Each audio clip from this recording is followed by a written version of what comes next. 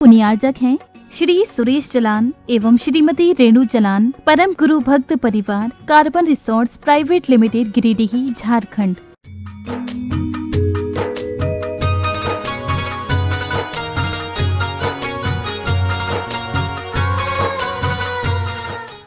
नमो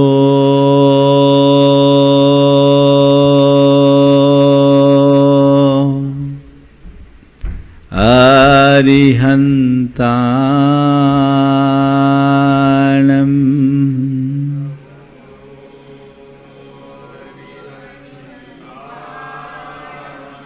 नमो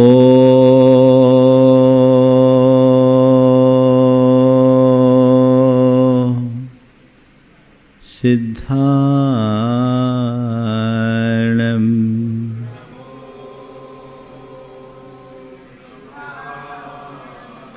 नमो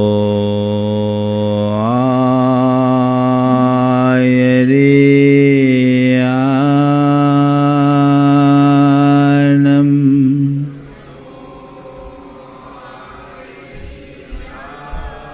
नमो उवज्झायाणं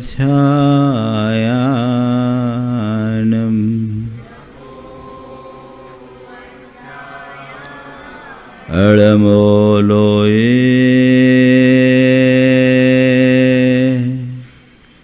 सवशहुनं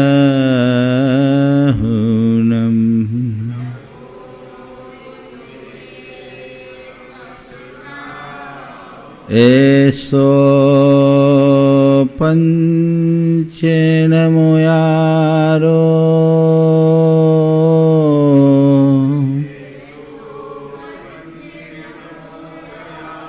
सवपावपनाशनो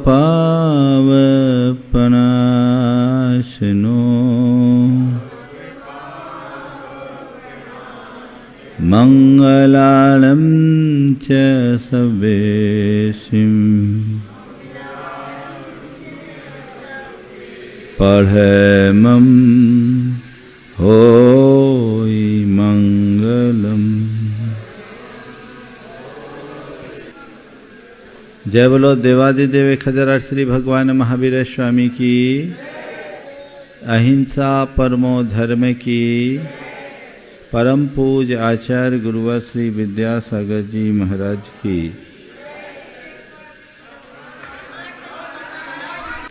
आज रक्षा बंधन का परम पावन दिन है। सभी के मन में एक अलग प्रकार का उत्साह, उल्लास और उमंग भी परिलक्षित हो रहा है। हमारे देश में जितने भी पर्व त्यौहार है उन सब का अपना महत्व है, लेकिन रक्षा बंधन का सर्वाधिक महत्व है। ऐसा कहा जाता है कि दशहरा क्षत्रियों का है, दिवाली बनियों की है, होली को शूद्र वर्ण की संज्ञा दी गई है, पर रक्षाबंधन को सब वर्णों की संज्ञा दी गई है, सबके लाभ। ये विशेष पर्व है, इसके प्रति सबका विशेष रुझान होता है। आज मैं रक्षाबंधन की पारंपरिक कथा की चर्चा नहीं करूंगा, लेकिन रक्षाबंधन में कुछ संदेश आप सबको जरूर देना चाहूँगा। हम सबको पता है कि रक्षाबंधन के दिन मुनि विष्णु कुमार महाराज ने 700 मुनियों को, कंपनाचार्य आदि 700 मुनियों के संघ की रक्षा की। ये कहानी आप सब जानते हैं और एक बड़े कर्तव्य का पालन किया। तब से जैन परंपरा में रक्षाबंधन की परिपाटी चले आ रही है। हम आज आपसे भी रक्षा की बात करेंगे। रक्षा के लिए बंधन और दूसरा बंधन की रक्षा, इन दोनों बातों पर ध्यान रखते हुए आज सब लोग 4 की रक्षा का संकल्प लें। सबसे पहली बात, संस्कृति की रक्षा। आज हमारी संस्कृति का दिनों दिन ह्रास होता जा रहा है। अब संस्कृतियां बहुत तेजी से अपना पैर पसार रही है। बढ़ती हुई अपसंस्कृतियों की इस प्रणाली के कारण हमारे सारे संस्कार छिन्न भिन्न हो रहे हैं और जिसका परिणाम हम सबके सामने है। हमें अपनी संस्कृति को व्यापक पैमाने में संभालने की जरूरत है। हमें इस बात को सदैव याद रखना चाहिए कि हम तक ये जो संस्कृति आई है वो कितने लोगों के त्याग, बलिदान और श्रम के परिणाम स्वरूप आई। जो संस्कृति हमें धरोहर के रूप में यहाँ मिली है, हमें उस संस्कृति के प्रवाह को आगे बढ़ाना है। मुझे बात याद आ रही है जब चीनी यात्री वेन सांग भारत आया और भारत से वापस जब वो अपने देश की ओर जाने लगा, रास्ते में उन्हें नदी पार करनी थी। नदी में भंवर उठी। वो जब यहाँ से जा रहा था तो अपने साथ ढेर सारे शास्त्र लेकर जा रहा था। नदी में उठी भंवर के कारण उसका संतुलन बिगड़ गया। संतुलन बिगड़ने से नदी का भार बढ़ने को हुआ तो नाविक ने कहा कि नदी का भार कम करना होगा। अब नाव का भार कम करना होगा। नाव का भार कम कैसे करे, ये एक बड़ी समस्या थी। तो लोगों ने सोचा कि एक काम करें, कुछ शास्त्र को पानी में डाल दें ताकि नाव का भार कम हो जाए और हम लोग सकुशल अपने ठिकाने पहुंच जाएं। जैसी ये बात सामने आई, उस नाव में सवार कुछ भारतीय युवकों ने फट से नदी में छलांग लगा दी और कहा हम अपने जान को न्यौछावर कर देंगे पर संस्कृति को नष्ट नहीं होने देंगे। ये हमारी परंपरा एक उदाहरण है जो हमारे देश की विरासत में हमें मिली। आज आप एक दूसरे को राखी बांधते हो, बांधोगे, लेकिन राखी बांधते समय सबसे पहले एक बात अपने हृदय में होना चाहिए कि मैं अपनी संस्कृति के प्रति कितना प्रतिबद्ध हूं। हम अपने संस्कृति की रक्षा के लिए कितने संबद्ध हैं। हमारे धर्म, हमारे धर्मायतन, हमारे धर्मगुरु, हमारे शास्त्र, इनकी इस विरासत को हम कितना सुरक्षित कर पा रहे हैं। हर व्यक्ति को आज की तिथि में इस बात के लिए प्रण लेना चाहिए कि हम सब खो देंगे लेकिन अपनी संस्कृति को नहीं खोने देंगे।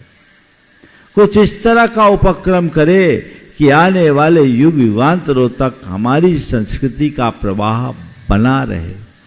ये कब होगा? जब हमारे हृदय में अपनी संस्कृति के प्रति निष्ठा जागृत होगी, समर्पण जागृत होगा। आजकल लोग इन सब बातों के प्रति बहुत उदासीन होने लगे हैं, इनको बड़े हल्के में लेने लगे हैं, इनको नज़रअंदाज करने लगे हैं, जो कतई अच्छी बात नहीं है। तो पहली बात, आज एक प्रण लें कि हमें संस्कृति की रक्षा के लिए संबद्ध, प्रतिबद्ध रहना है, संकल्पित होना है। हमारा धर्म, हमारी संस्कृति, हमारी परंपरा, हमारा राष्ट्र हमारे लिए सबसे ऊपर होना चाहिए और उसके लिए हम हर कर्तव्य का पालन करेंगे, चाहे हमें जो कुछ करना हो। राखी बांधो तो पहली राखी संस्कृति की रक्षा का बांधो, दूसरी राखी बांधो तो प्रकृति की रक्षा का बांधो। आज प्रकृति के साथ जो खिलवाड़ किया जा रहा है, प्रदूषण फैलाया जा रहा है, पूरे पर्यावरण का संतुलन बिगड़ता जा रहा है, इस पर्यावरण का संकट किसने खड़ा किया? आप कभी विचार करते हैं? हम अपनी प्रकृति के साथ कितना प्यार करते हैं, प्रकृति के साथ कितना सामंजस्य बना के रखते हैं, प्रकृति की हमें कितनी चिंता है। एक बात ध्यान रखना, जब तक प्रकृति अनुकूल है तब तक सब कुछ अनुकूल है। जिस दिन प्रकृति बिगड़ जाएगी उस दिन सब कुछ तहस नहस हो जाएगा। आज क्या कर रहे हैं लोग? आज पेड़ों की अंधाधुंध कटाई हो रही, सारे जल स्रोत छिन्न भिन्न हो रहे हैं, भूमि आदि का अवैध उत्खनन, अंधाधुंध खनन हो रहा है, और इन सब का परिणाम प्राकृतिक प्रकोप के रूप में हम लोग आए दिन देखते रखते हैं। कहीं भूकंप के रूप में, कहीं सैलाब के रूप में, कहीं भूस्खलन के रूप में, या अन्य महामारी जैसी किसी आपदा के रूप में। जब जब प्रकृति अपना रौद्र रूप दिखाती है, सारे संसार की रूह कांप जाती है। संत कहते हैं कि प्रकृति को अगर तुम प्यार करोगे तो प्रकृति तुम पर सब कुछ वारते रहेगी, और प्रकृति से खिलवाड़ करोगे तो वो तुम्हारा सत्यानाश कर देगी। हमें प्रकृति के प्रति बहुत जागरूकता की जरूरत है, और हर व्यक्ति को चाहिए कि प्रकृति के संरक्षण में अपना उत्कृष्टतम योगदान दे, जितना कर सके। अब आज तक देखिए आप लोग कितने तरीके से प्रदूषण कर रहे हैं, हर चीज़ों में प्रदूषण है। पॉलीथीन का अंधाधुंध प्रयोग भी आज बहुत बड़ी समस्या बन रहा है। लाखों टन कचरा प्रतिदिन समुद्र में जा रहा है। कह रहे हैं अगर यही स्थिति हुई तो बहुत सारी विस्तृतियाँ भयावह हो जाएगी, और ओजोन की परत भी दिनों दिन गड़बड़ा रही है। हम सबके सामने नतीजा है, अगर ये सब कुछ हुआ तो विप्लवकारी दृश्य होगा। हर व्यक्ति को चाहिए कि ऐसा प्रण ले कि हम ऐसा कोई काम नहीं करेंगे जिससे प्रकृति के साथ खिलवाड़ हो। हम प्रकृति के संरक्षण में आगे बढ़ेंगे। हर व्यक्ति को इसके लिए संकल्पित होना चाहिए। तीसरी बात, संस्कारों की रक्षा। आज संस्कारों की घोर उपेक्षा हो रही। उपेक्षा क्या? धज्जियां उड़ रही है। धज्जियां क्या उड़ रही है? लोग होली जला रहे हैं। संस्कारों से अब किसी को कोई सरोकार ही नहीं बचा। संत कहते हैं हमारे संस्कार ही हमारी पहचान है, और अगर हम उसको खो देंगे तो सब कुछ छिन्न भिन्न हो जाएगा। आज संकल्प लीजिए कि हम अपने संस्कारों की रक्षा करेंगे। कदाचित संस्कारों को बढ़ा ना पाए तो कोई बात नहीं, कम से कम गिरने नहीं देंगे। अपने संस्कारों को खंडित नहीं होने देंगे। किसी भी स्थिति में हम अपने संस्कारों को मेंटेन करके चलेंगे। क्या ये संकल्प नहीं लेना चाहिए? पर आजकल क्या है, हम अपने संस्कारों के प्रति कितने जवाबदेह हैं। बातें हम संस्कारों के संदर्भ में बड़ी बड़ी कर देते हैं, लेकिन खुद के जीवन में भी संस्कारों की उपेक्षा कर देते हैं। आगे बढ़ेगा क्या? हम कैसे आगे बढ़ेंगे? आजकल हर कोई के साथ ऐसी स्थिति होते जा रही है। एक दिन मैं संस्कारों की बात कर रहा था, तो संस्कारों की बात करते करते उसमें एक सभा में पत्रकार बैठा था, और जब मैंने कहा कि आजकल लोग संस्कारों की उपेक्षा कर रहे हैं, तो एक ने कहा महाराज आजकल संस्कारों की मार्केट वैल्यू कहाँ है? संस्कारों के मार्केट वैल्यू कहाँ है? हमने कहा भैया मार्केट वैल्यू वेश्या की होती, माँ की नहीं होती। मार्केट वैल्यू क्या देखते हैं? तुम संस्कारों को समझो, उसकी मार्केट वैल्यू मत देखो। संस्कार है तब तुम्हारी वैल्यू है। संस्कार के अभाव में कुछ नहीं। आज के इस मल्टीमीडिया के युग में, एडवांस टेक्नोलॉजी के दौर में, अगर सबसे ज्यादा ह्रास हुआ है तो वह संस्कारों का हुआ है, जिसके लक्षण तुम्हारी भाषा में, तुम्हारी बोली में, तुम्हारी भूषा में, तुम्हारे भोजन में, तुम्हारे पहनाव में, सब में दिख रहा है। तुम्हारे प्रत्येक व्यवहार में दिख रहा है। संस्कार की ज्योति जगाए। हर व्यक्ति के हृदय में धार्मिक सांस्कृतिक चेतना जगनी चाहिए, और उससे उस संस्कारों को पल्लवित और पुष्ट करने का संकल्प होना चाहिए। हर व्यक्ति ये तय करे कि हम वही करेंगे जो हमारे संस्कारों के अनुकूल है। हम ऐसा कुछ भी नहीं करेंगे जो हमारे संस्कारों के विरुद्ध हो। तो देखिए जीवन में कैसी उन्नति आती है और कैसा आनंद प्रकट होता है। लेकिन लोग आजकल इन सब बातों को बिल्कुल नज़रअंदाज करने लगे हैं। छोटी छोटी बातों में संस्कारों की उपेक्षा करने लगे हैं। पहले घर परिवार से संस्कार की शुरुआत होती थी, आज वहीं संस्कारों का अभाव है। धार्मिक चेतना तो लोगों के अंदर जगती नहीं, क्योंकि धर्म के संस्कार लोगों को दिए ही नहीं जाते। जब तक ऐसे संस्कार नहीं होंगे, जीवन आगे कैसे बढ़ेगा।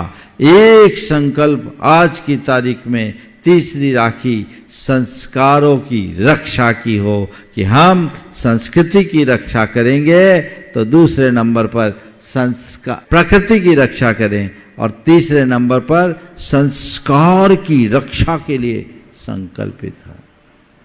और चौथी, जिस पर आज मैं सबसे ज़्यादा बात करना चाह रहा हूँ, वो है संबंधों की रक्षा।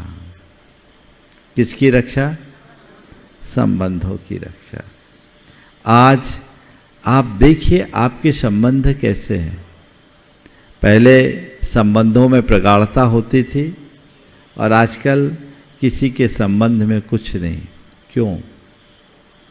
ये हमारे सोच और चिंतन के परिवर्तन का परिणाम है। हमारे देश में प्रेम, परस्परता, बंधुत्व, आत्मीयता, अहिंसा और करुणा जैसे उदात्त जीवन मूल्यों को सर्वोच्च महत्व दिया गया। लेकिन आज इन सब का दिनों दिन अभाव होता जा रहा है।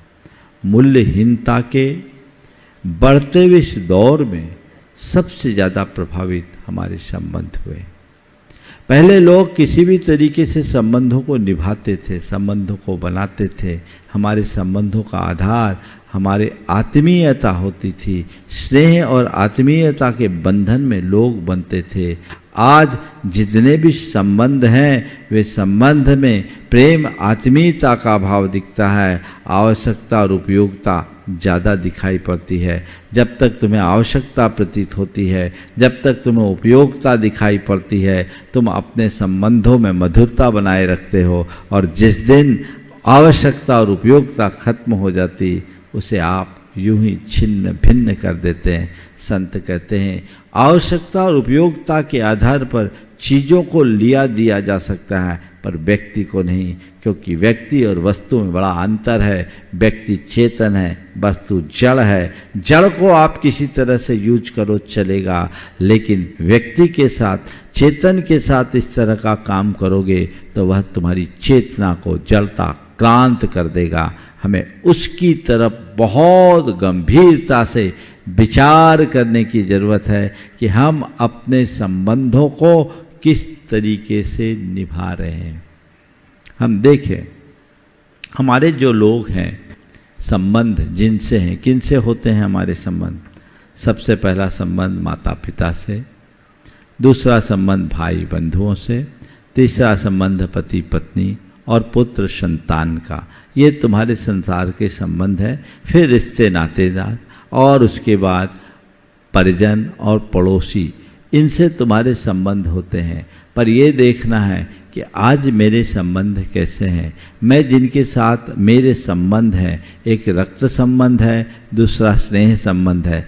रक्त संबंध में हमारा कोई चुनाव नहीं होता, जिससे ब्लड रिलेशन मिल जाता है, उसके साथ प्रकृति हमारा संबंध बना देती है। चाहे सामने वाला अच्छा हो तो और बुरा हो तो, संबंध तो संबंध है जो नियति की परिणति के साथ बंधता है। जो माँ बाप है वो माँ बाप प्रकृति ने तुम्हें दिए हैं, उसमें तुम्हारी पसंद नहीं। और जो माँ बाप है तो माँ बाप के साथ भाई बंधु भी हैं, वो भी तुम्हारे रक्त संबंध से हैं। इसमें तुम्हारा अपना चुनाव नहीं, ये प्रकृति का एक संयोग है जो तुम्हें उपहार के रूप में मिला है। तो वो तुम्हारा संबंध है, वो रक्त संबंध। रक्त संबंध में कोई चुनाव नहीं। और दूसरा है स्नेह संबंध, जिनसे लोग मिलजुल करके आपसी संपर्क और व्यवहार से प्रगाढ़ता बढ़ने के बाद संबंध बनाते हैं। उसमें तुम्हारा अपना निजी चुनाव होता है, उसी चुनाव के अनुरूप व्यक्ति के साथ झुकाव भी होता है, लगाव अलगाव सब कुछ उनके साथ बनता है। लेकिन हमें देखना है कि कि हमारे संबंध कैसे हैं, जिनसे मेरा रक्त संबंध है और जिनसे मेरा स्नेह संबंध है, उस संबंध के स्तर में क्या है। क्या मेरे संबंधों में मधुरता है, संबंधों में प्रगाढ़ता है, संबंधों में मिठास है, संबंधों में प्रेम है, अथवा हमारे संबंधों में कटुता है, हमारे संबंधों में खटास है, हमारे संबंधों में द्वेष है, हमारे संबंधों में अनबन है। क्या है ये हमें देखना है। यदि प्रेम है, मधुरता है, तो ये मान करके चलना मेरे संबंध अच्छे हैं, और यदि उससे उल्टे हैं तो संबंध मेरे उल्टे हैं। अगर अच्छे संबंध होंगे तो जीवन आगे बढ़ेगा, और बुरे संबंध होंगे तो जीवन बर्बाद होगा। हमें देखना केवल ये है कि मेरे संबंधों की स्थिति कैसी है। अच्छे संबंध किनसे होते हैं और बुरे संबंध किनसे होते हैं, यदि इस पड़ताल को हमने कर लिया तो हमें अपने संबंधों को अच्छा बनाने का रास्ता अपने आप मिल जाएगा। आपके संबंध जिनसे भी हो, चाहे वो रक्त संबंध वाले लोग हों या स्नेह संबंध वाले लोग हों, आप बताइए आपके जिनसे अच्छे संबंध होते हैं उनके प्रति आपका कैसा दृष्टिकोण होता है, या अच्छे संबंध बनाने के लिए आप अपना दृष्टिकोण कैसा रखते हो। कैसे रखते हो? जिनके प्रति आप उदार होते हो, जिनके प्रति आप सकारात्मक होते हो, जिनके प्रति आप ज़्यादा संवेदनशील होते हो, और जिनके प्रति आपका स्नेह भाव होता है, वो व्यक्ति, उस व्यक्ति के साथ आपके संबंध अच्छे बनते हैं। और जिनसे आपको अपना संबंध अच्छा बनाए रखना है, आप उनके साथ ये सब बातें भी अपना करके चलते हो, उनके प्रति सकारात्मक रहते हो, उनके प्रति आप संवेदनशील होते हो, उनके साथ आप बहुत गंभीरता से स्नेह रखते हुए अपने संबंधों को आगे बढ़ाते हो कि नहीं बढ़ाते हो। तो बस मैं ये कहना चाहूँगा कि अपने संबंध को बढ़ाए रखने के लिए हमें इन बातों का ध्यान रखना है। 4 बातें अपने संबंधों को पक्का करने के लिए मैं आप सबसे कहना चाहूँगा। वह है सौहार्द, सद्भाव, सहयोग और समादर। सौहार्द, सद्भाव, सहयोग और समादर, इन 4 गुणों को अगर हम अपने साथ रखेंगे तो हमारे संबंध सदैव अच्छे बनेंगे। सबसे पहली बात सौहार्द की। सौहार्द का मतलब क्या होता है? सौहार्द का मतलब जिनसे मेरा संबंध है उनके प्रति मेरा हृदय उदार बने। उदारता होना चाहिए। सौहार्द से उदारता बढ़ती है। वो उदारता हमारे संबंधों को मिठास लाती है। हम सामने वाले के प्रति ज़्यादा सकारात्मक होते हैं। हमारा उसके प्रति दृष्टिकोण अलग हो जाता है। कुछ भी हो जाए तो छोटी मोटी गलतियों को नज़रअंदाज करने की क्षमता भी अपने भीतर विकसित कर लेते हैं। जिनके प्रति हमारे मन में सौहार्द होता है उनके प्रति हमारा दृष्टिकोण अलग होता है। हम हमेशा उसको अपने गले से लगाने के लिए तत्पर हो जाते हैं, और जिनके प्रति सौहार्द का अभाव होता है उनके प्रति हमारा दृष्टिकोण बदल जाता है। आप देखिए, मन में यदि गांठ है, मन में यदि द्वेष है, मन में यदि वैर है, मन में यदि और किसी प्रकार का घृणा नफरत का भाव है, तो समझ लेना हमारे मन में सामने वाले के प्रति सौहार्द का अभाव है। और जिसके प्रति सौहार्द होगा उसके प्रति प्रेम अपने आप बनेगा, और जहाँ प्रेम होगा वहाँ प्रगाढ़ता अपने आप आएगी। जिसके प्रति सौहार्द होता है उसकी बुराई में भी हमें अच्छाई दिखती है, और जिसके प्रति विद्वेष होता है उसकी अच्छाई में भी बुराई दिखने लगती है। हमें चाहिए कि सौहार्दपूर्ण संबंध बनाए, तो जब भी मिले गर्म जोशी से मिले, एक भी मिले एक दूसरे का चेहरा खिले, ये सौहार्द का लक्षण है। और किसी को देखने से तुम्हारा मुंह बन जाए तो समझ लेना मामला गड़बड़ है। क्या है सौहार्द? दूसरा है सद्भाव। सद्भाव का मतलब एक दूसरे के गुणों को सहना, एक दूसरे के गुणों की प्रशंसा करने का भाव और एक दूसरे के भले का भाव रखना, एक दूसरे को आगे बढ़ाने का भाव रखना, ये सद्भाव कहलाता है। एक दूसरे से जलना, एक दूसरे से कुड़ना, एक दूसरे से ईर्ष्या करना, एक दूसरे को नीचा दिखाना, ये सब असद्भाव है, ये दुर्भाव है जो हमारे जीवन को नीचे गिराने वाले हैं। हमें सद्भाव का विकास करना है। किसका किसके प्रति कितना सद्भाव है, साथ रहते हैं पर भाव कैसा है समझ में नहीं आता।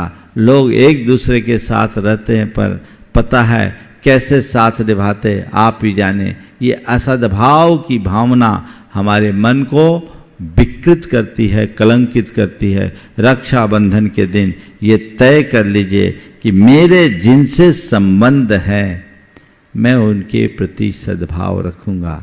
हकीकत में देखा जाए तो जिनसे संबंध उनसे ही ज़्यादा दुर्भाव होता है। भाई भाई में ईर्ष्या ज़्यादा होती है, परिवार के लोगों में ज़्यादा ईर्ष्या होती है, द्वेष आपसी लोगों में होती है, अनबन आपसी लोगों से ज़्यादा होती, गैरों से नहीं। जहाँ ज़्यादा सद्भाव की अपेक्षा है वहीं यदि दुर्भाव पलेगा तो फिर क्या मिलेगा, कुछ भी मिलने वाला नहीं है। इसलिए दृष्टिकोण को परिवर्तित कर लेना चाहिए। मैं एक स्थान पर था, लोगों का कैसा एक दूसरे के प्रति दुर्भाव होता है आप इससे अनुमान लगा सकते हैं। मैं एक स्थान पे था, एक भाई समाज का मुखिया था, एक्टिव रहता था।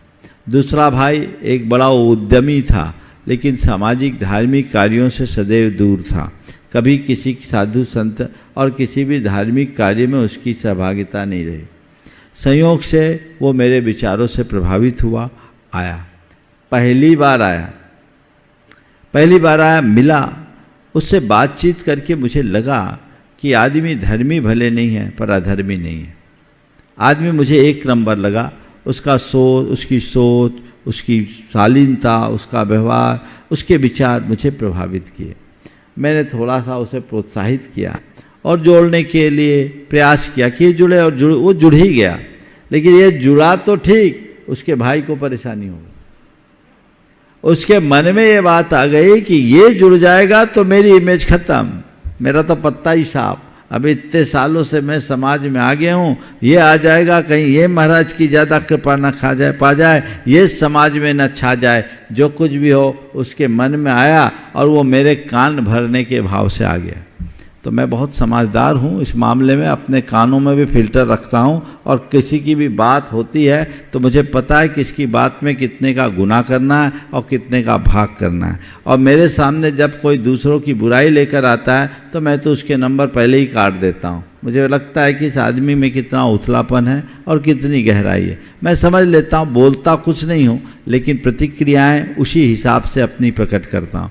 उसने मुझसे आकर के कहा, महाराज ये आदमी आपके पास आ गया है, ठीक आदमी नहीं है, आज तक कभी मंदिर नहीं आया, आज तक कभी धर्म ध्यान में कुछ नहीं रखता, महाराज किसी तरह की रुचि नहीं रखता, पैसा करोड़ों रुपया है पर बड़ा अभिमानी है महाराज, किसी से सीधे मुँह बात नहीं करता, आप थोड़ा सा दूर रखिएगा। और हमने सुना आजकल शराब वराब भी पीने लगा है। हमने कहा ठीक है भाई, अच्छा तुमने जो कहा है, अगर ये सब बुराइयां हैं तो ये बताओ इसकी ये बुराइयां दूर कैसे होगी? धर्म से जुड़ेगा तब या धर्म से दूर करोगे तब? महाराज जुड़ना है, जोड़ने लायक, जोड़ना की भावना आपकी ठीक है पर महाराज ये जोड़ने लायक आदमी नहीं है। मैंने अपने मन में कहा, भैया तू उसको जोड़ने लायक नहीं कह रहा पर मुझे तो लगता है तू मेरे पास बैठने लायक नहीं है। तुम्हारी भावना क्या है बताइए? ये ही ईर्ष्या जलन कुलहन का भाव। इस भाव से बचोगे तो हमारे संबंध अच्छे रहेंगे। आजकल तो राखी बांधने के लिए भाई बहन एक दूसरे से राखी बंधवाते हैं, उनमें भी आपस में ईर्ष्या होती कि नहीं होती? तो कहां प्रेम? सब चीजें फॉर्मल होते जा रही है, फॉर्मेलिटी का पुट ज्यादा देखने को मिलता है। तो इससे हमारे संबंध अच्छे नहीं होंगे। संबंधों को अच्छा बनाए रखने के लिए सौहार्द होना चाहिए, सद्भाव होना चाहिए, तीसरे क्रम में सहयोग होना चाहिए। एक दूसरे को सहयोग देने की आदत रखो, एक दूसरे का साथ निभाने की कोशिश करो। यदि किसी को कोई परेशानी आई है तो उस परेशानी को अपनी परेशानी मानकर उसका सहयोग करो, जीवन भर वो तुम्हारा रहेगा। देखो सहयोग देने का क्या फल होता है। दो भाई, एक भाई बहुत वर्षों से बाहर किसी महानगर में अपना कारोबार करता, दूसरा भाई पैतृक नगर में ही अपना काम करता था। महानगर में रहने वाले भाई का व्यापार गड़बड़ा गया, उसका सब कुछ ठप हो गया, और जो अपने पैतृक नगर में था उसका कारोबार बहुत बढ़ गया।